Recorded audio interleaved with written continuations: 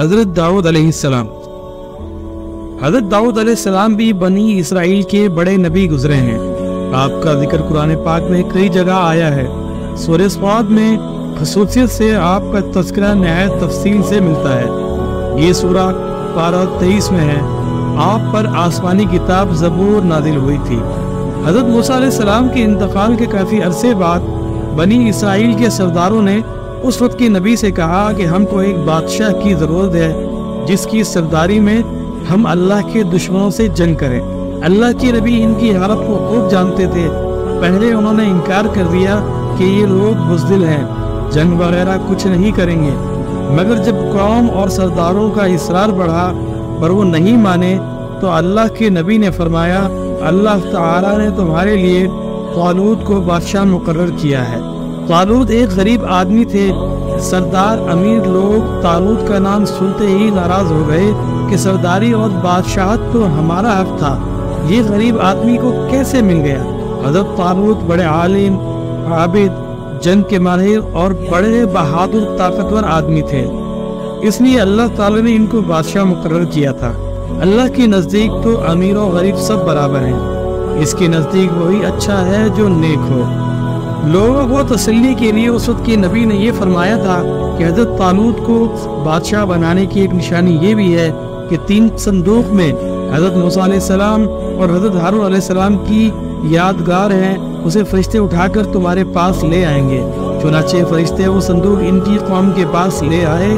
آخر انہوں نے حضرت طالوت کو اپنا بادشاہ بنا لیا۔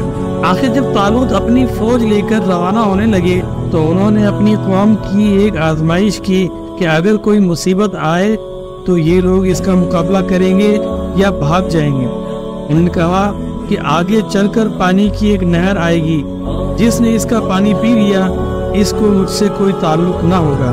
میرا آدمی وہ ہے جو اس میں سے نہ پیے، زیادہ سے زیادہ 1 چلو پینے کی اجازت ہے۔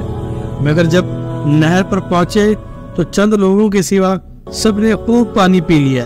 جب نہر کے پار ادھر گئے تو کہنے لگے ہم اپنے دشمن جالوت سے لڑنے کی طاقت نہیں رکھتے، مگر ان میں وہ لوگ جو نہایت ایماندار تھے اور جنہوں نے صرف 1 گھونٹ پانی پیا تھا وہ پکار اٹھے کہ اکثر ایسا ہوتا ہے کہ اللہ کے حکم سے تھوڑی سی جماعت بڑی جماعت پر غالب آ جاتی ہے۔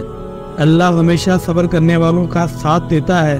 جب یہ لوگ جالوت کے لشکر کے سامنے آئے تو دعا کی، اے ہمارے رب ہمیں اپنے پاس سے صبر عطا کر کہ مر مٹیں، مگر دشمن سے ڈر کر پیچھے نہ ہٹیں، ہمارے پاؤں جمائے رکھ اور ہمیں فتح مبین عطا کر۔ پھر اللہ کے حکم سے انہوں نے دشمن کو شکست دی۔ حضرت طالوت علیہ السلام کے بعد حضرت داؤد علیہ السلام کو اللہ تعالیٰ نے حکومت عطا کی، اور حکومت بھی ایسی عطا کی کہ انسانوں کے ساتھ ساتھ پہاڑوں اور پرندوں کو بھی ان کا فرمانبردار کر دیا۔ ان کو دانائی اور مقدموں کے فیصلے کرنے کی لیاقت بخشی، پھر بھی وہ اللہ کی عبادت ہر وقت کرتے رہتے۔ اللہ تعالیٰ نے ان کو حکم دیا تھا کہ پوری زرہیں بنائیں، کڑیوں کو جوڑنے میں مناسب انداز کا خیال رکھیں اور اپنی زندگی نیک کاموں پر خرچ کریں۔ ایک دفعہ اللہ تعالیٰ نے ان کا امتحان لیا، اس طرح کہ 2 آدمی دیوار پھاند کر ان کے مکان میں گھس آئے جس میں وہ عبادت کرتے تھے۔ آپ نے انہیں دیکھا تو گھبرا گئے۔ انہوں نے کہا کہ آپ گھبرائیں نہیں، ہم اپنا جھگڑا لے کر آئے ہیں۔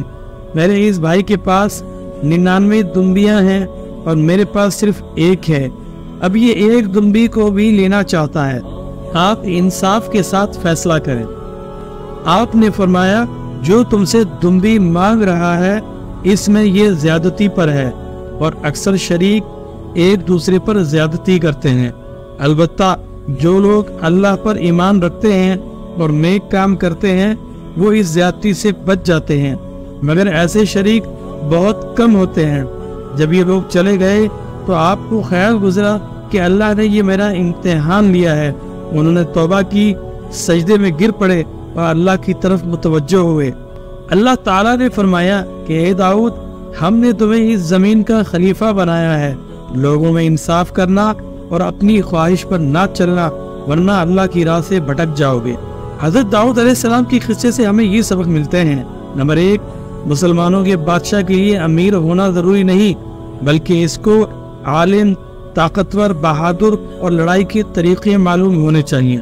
जैसे हजरत तालूत अलैहिस्सलाम वो गरीब आदमी थे, मगर ये सब खूबियां इनमें मौजूद थी। अल्लाह ताला ने इनको बादशाह बनाया।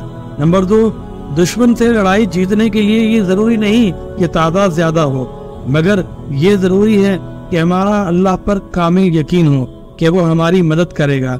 हम मौत से न डरें और अपने अमीर की इताअत करें। हमारे पास कितनी ही दौलत आ जाए, यहाँ तक कि चरिंद परिंद, पहाड़, लोहा सब हमारे ताबे हो जाएं, मगर हमें अल्लाह को नहीं भूलना चाहिए, दिल की ख्वाहिश पर ना चलना चाहिए, सबके साथ इंसाफ करना चाहिए।